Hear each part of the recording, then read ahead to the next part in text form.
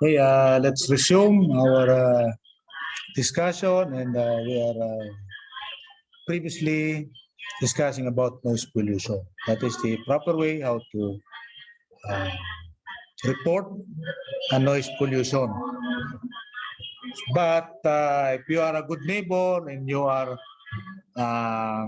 invited to the party, usually birthday party are the noisiest. So you don't need to report because that is once a year occasion. That is occasional. That is not every day. So you are going to report it. The habit is every day, 4 times a week, 3 times a week. That is not a birthday, but a birthday. So we can what? We can extend our consideration to our neighbors. Hey, they can do it once a year. So if there are 10 neighbors, only 10 days for each of the birthday for each of them. No? So 10 days per year. Extend what? Your kindness to your neighbors. Okay? Now, if you are not invited, so you can report. Most of the Filipinos will report it if they are not invited to the neighbors party. Okay? So, but they what? They will not react. Usually, we can also report that to what? To barangay, but that is for public nuisance, public disturbance. But if you are going to be specific using the violation of the law, what type of law is violated? PD 1096, Section 906. Okay. And then let's move on to the next chapter. I think we are now on chapter 10. So chapter 10 is about building projection over public street. So this is also a common problem in our country, mostly in what? Urban areas, large cities. Okay. They are what?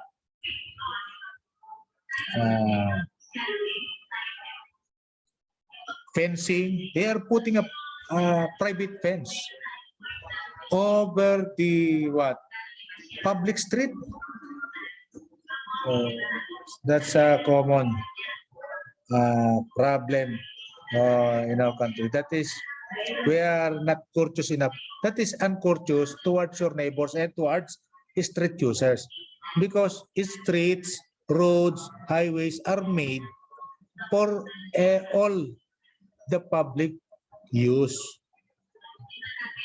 Okay, for equal use of the public, not only for special use of a certain group or individual. So the rights and protection of the law is equal to all of you, even if that is in front of your house. So your house, your property, your lot, your property, but the public street in front of your house is not your property, and you are using as your what? Your parking area. Before I am doing this, in front of my, I am parking on that, but everybody is doing it. All is doing it. That's why everybody is what? Violating the law. But anyway, that is the culture of our country. Okay.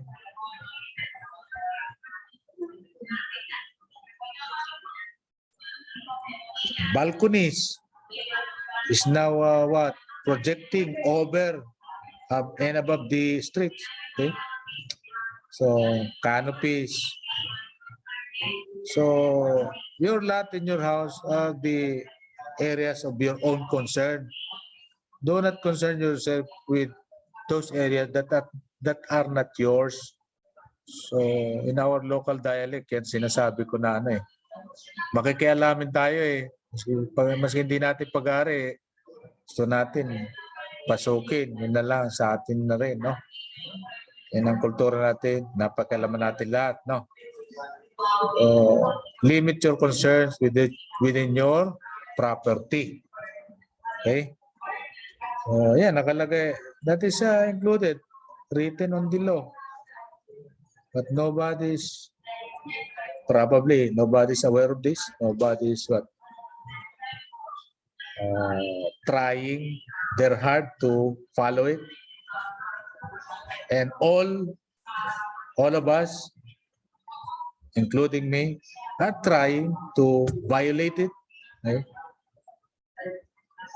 We are not trying to follow it, but we are trying to violate this.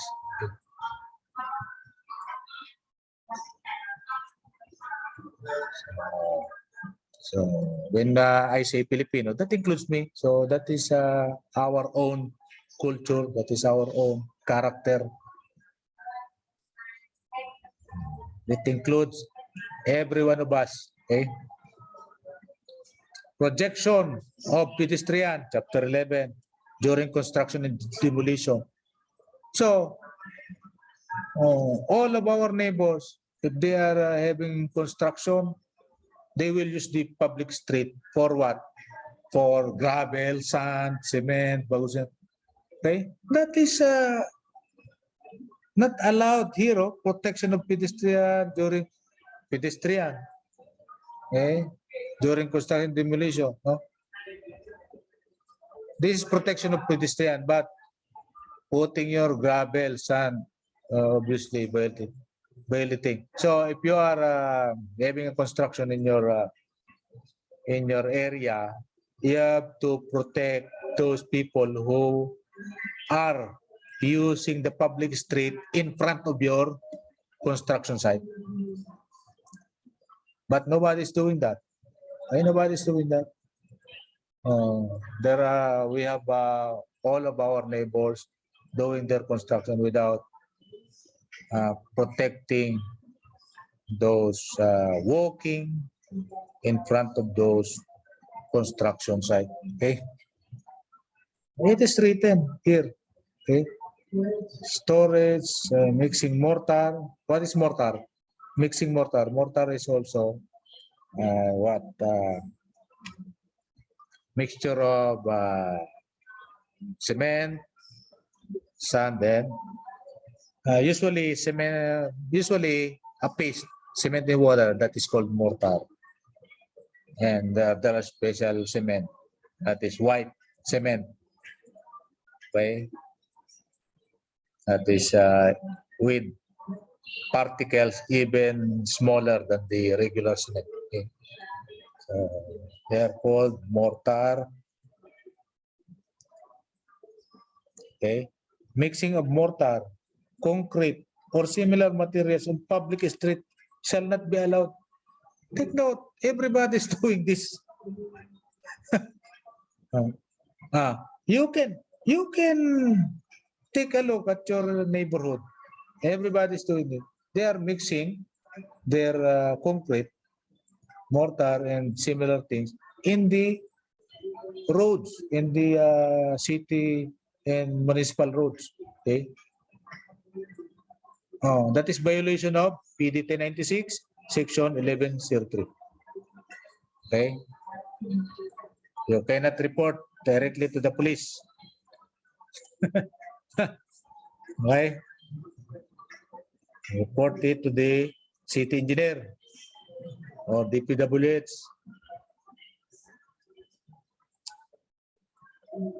Not unless there are policemen who are actually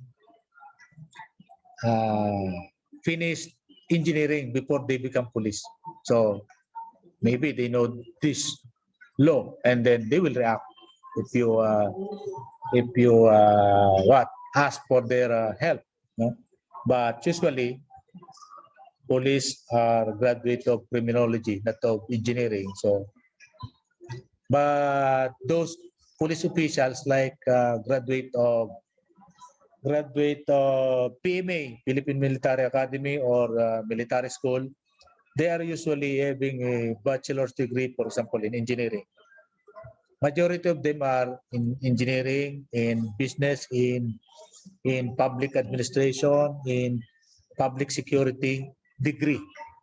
So there are police officers with engineering degree under the PMA. Okay.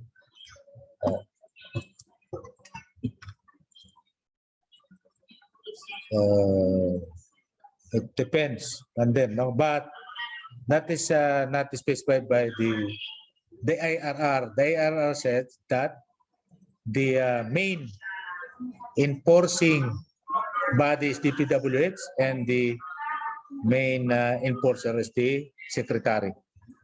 But we don't know if there is what? Memorandum of agreement. If there is a memorandum of agreement between DPWH and PNP, then the PNP can actually react immediately because there is a MOA. There is a memorandum of agreement. So I will research for that. If there is a memorandum of agreement for the purpose of enforcing the or you can help me, that is your assignment. Research if there is a MOA between PNP and DPWH for enforcing building code.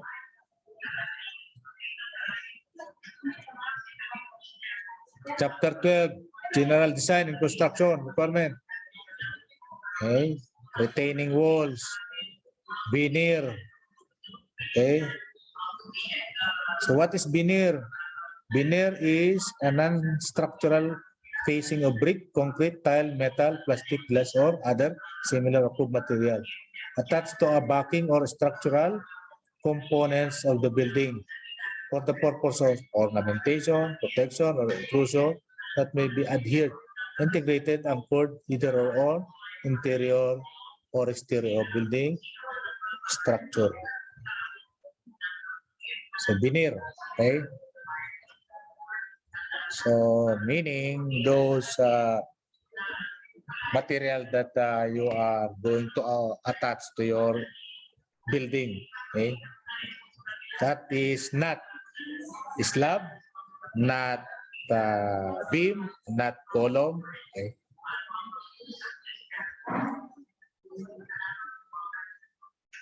Floor construction, fire zones, okay? So what about it? Because there are materials that we need to avoid if we need what requirement for better fire resistive materials. Okay. Roof construction, covering, roof cover, okay, attic. Okay, so there are what dimensions? There are specific dimensions here. Okay. Roof drainage system. Okay. Stairs. Okay. Stairs. Exit. Number of exit. Okay. Doors. Swinging doors. Lock or latch type. What is the width and height of doors?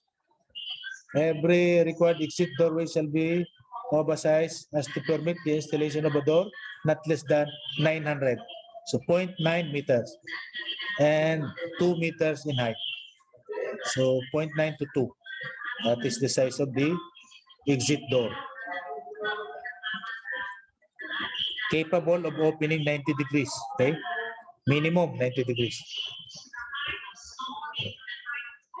So let us move or jump from that because there is a law that supersedes this provision. It is already superseded by RA 9514.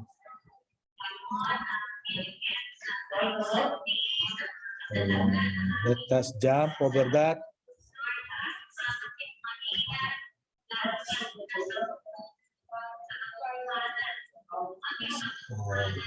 It is superseded already. So, as you can see, wet standpipe.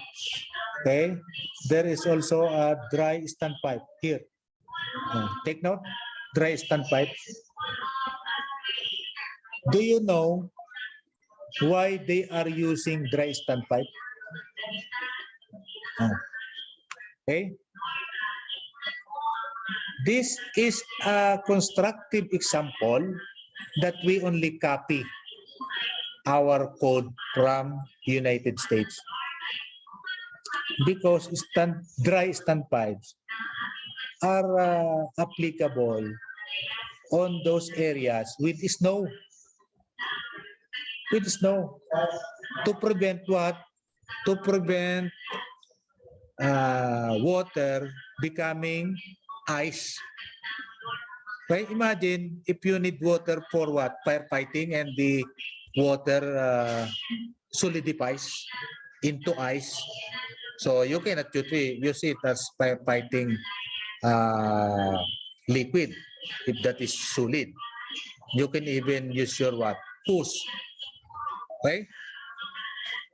That's why in United States, they are using dry standpipe to prevent water becoming solid. To prevent water solidifying inside the hose and inside the pipe. But we included it in our country, which is a tropical country. We have tropical climate. How come we need dry standpipe in a tropical climate? We have what? 30 degrees Celsius. It's impossible in our country to produce snow. It's impossible for any incident wherein we have a firefighting truck or firefighting hose with water solidifying inside the hose. It is impossible occurrence in our country, but we have. That's why this is a perfect example that our expert, our so-called expert, just copied it from United States. Okay? Wait, do you realize now? Okay? Okay, that what I'm telling you is backed up by real evidence, no? Real and logical evidence. You can use your right now. You can use your what? Your internet in order to search for the function of dry standpipe. That is for winter season. Okay, so we are just copying, and yet we are calling them expert in our country. They wrote the building code. They are expert in our country, but they are just copying. Okay. Okay. That is what? Section 11, 12. So let us go to the shortest chapter in the building code, composed of 2 sections. Section 1, electrical regulation. Section 2, mechanical regulation. The end of this chapter. That is the only provision for this chapter number 13. Okay? Okay? There is no other thing about it. As you can see, there is no other thing about it. Section 1, meaning, let us conform to the provision of Philippine Electrical Code as adopted by Board of Electrical Engineering. Okay? The Board of Electrical Engineering is composed of 3 persons who are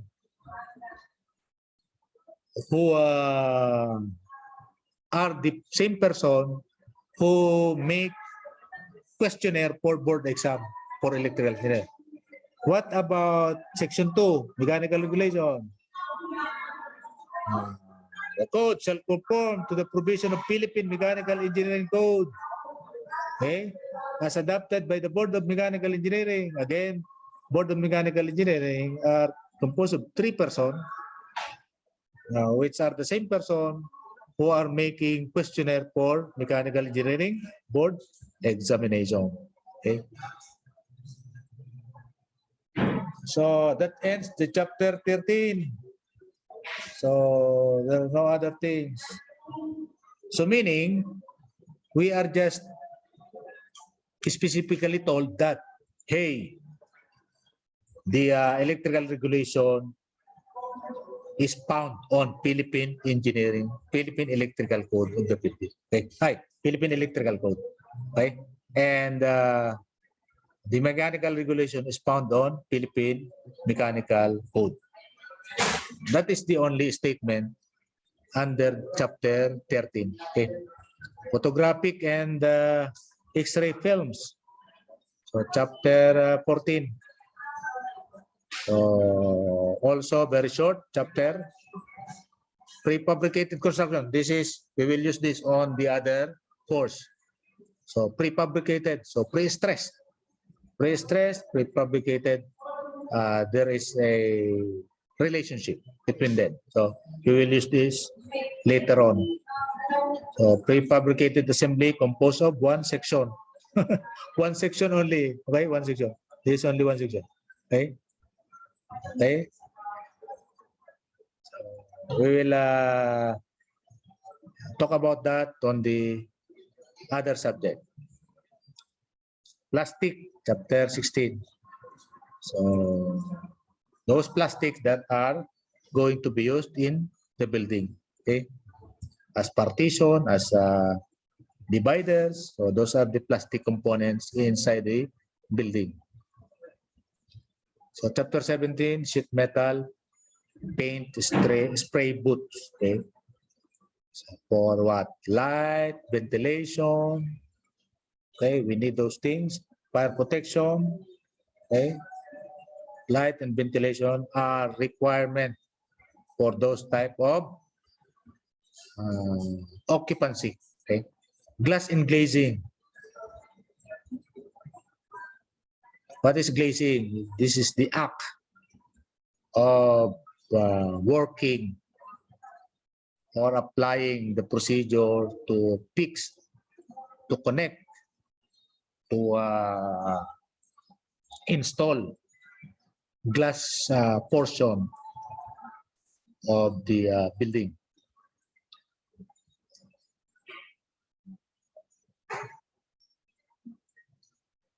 So chapter 19, use of computers. Okay, to take note, this is what 1955.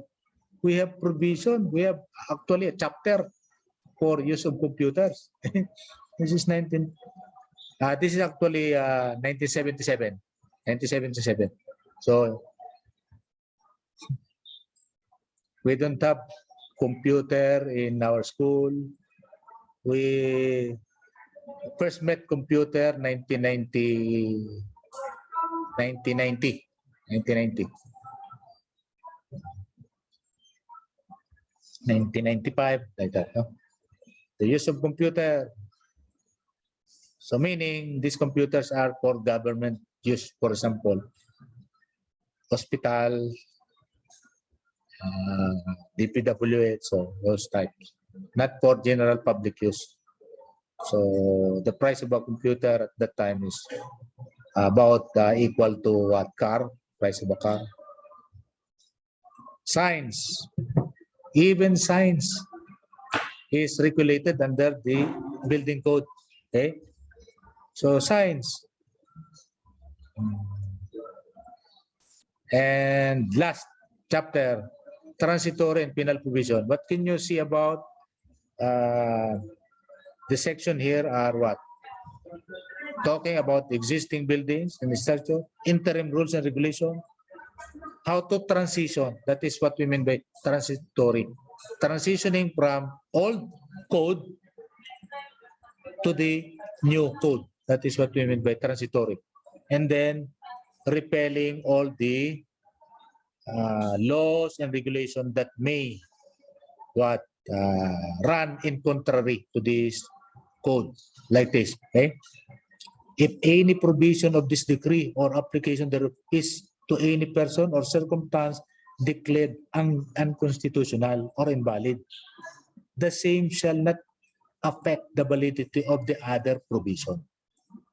Okay, that is what we mean by separability clause. Okay, repealing clause. All law, decree, provision, charter, executive orders, ordinances, rules and regulations. Okay, rules and regulations, IRR, ordinances, city, local government, executive orders, that is what, national government. Okay, charter, okay, provision, decrees, that is president's order, law, Republic Act. Okay, so if there are those things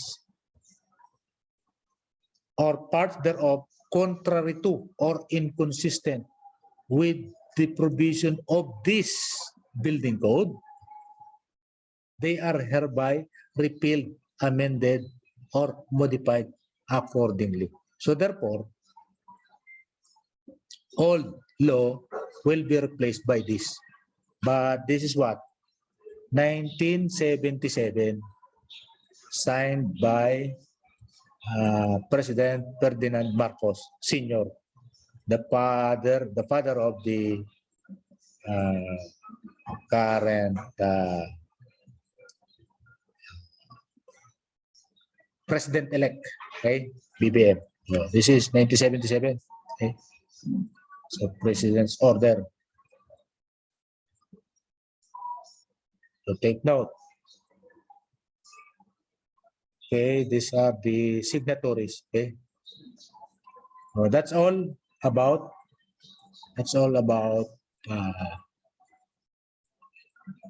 Our topic of building code. Okay, so we are through with the building code, and the next part we will talk about the implementing rules and regulation. But at the moment, our specific video ends on this note. Again, this is Dr. EYPEI, Teaching Engineering Coordination Building.